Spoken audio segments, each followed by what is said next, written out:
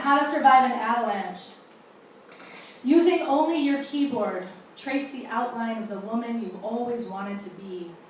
When you find yourself filling in the hair, the scales, the sharp, sharp teeth, let the sky bleed into the margins of this burgeoning narrative, this dirty white noise, this media drift.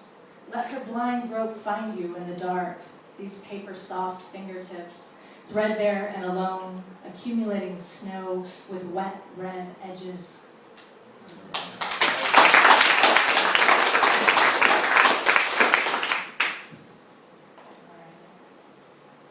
How to jump from a building into a dumpster. This is actually the first poem in the collection, 10 years ago. Come home from a Tupperware party.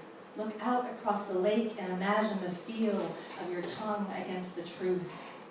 Prevent the neighbor's dog from barking. Try to find the unself-consciously erotic person hiding within. Refuse to exist sanely under conditions of absolute reality. Be the old man carrying flowers on his head. Be lifelike. Think of asking the servants to wax the change before placing it in the Chinese tank you keep on your dresser. Penetrate impenetrable curtains of possibility. Smooth the silken, sad, uncertain rustling of each purple curtain. Eat this place. Eat men like air. Force yourself to function far below the summit of your potential, like a potato that never entirely cooled. Learn how to jump. Jump straight down. Consider the mindless toss pot of random chance. Take a snapshot of a young woman standing in front of a parked motorcycle. When the war is over, go no place in particular.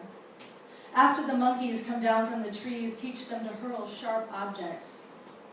If ink is the blood of language and paper is its flesh, don't believe the official report. Wear it like a mask. Always answer, oh yes.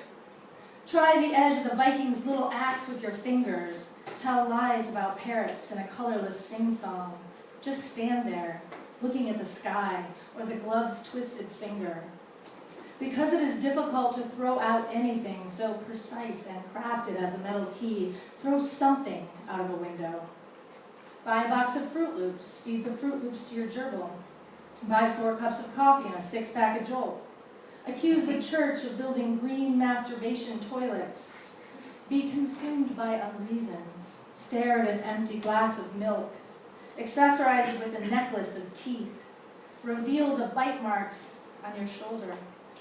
Tighten the circles of love like a noose, squeezing, ripping, slicing. Let your spirit into the kitchen. Teach yourself how to breathe. Take risks with mustard.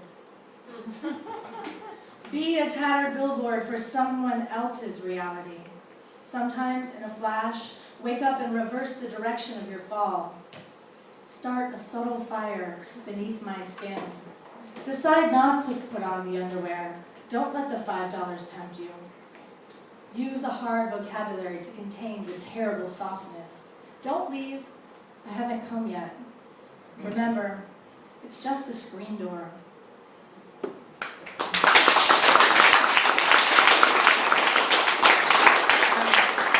Last one, how to perform a tracheotomy. The first thing you need to know is that the tracheotomy is an act of desperation and/or violence that should only be committed when there is no other option.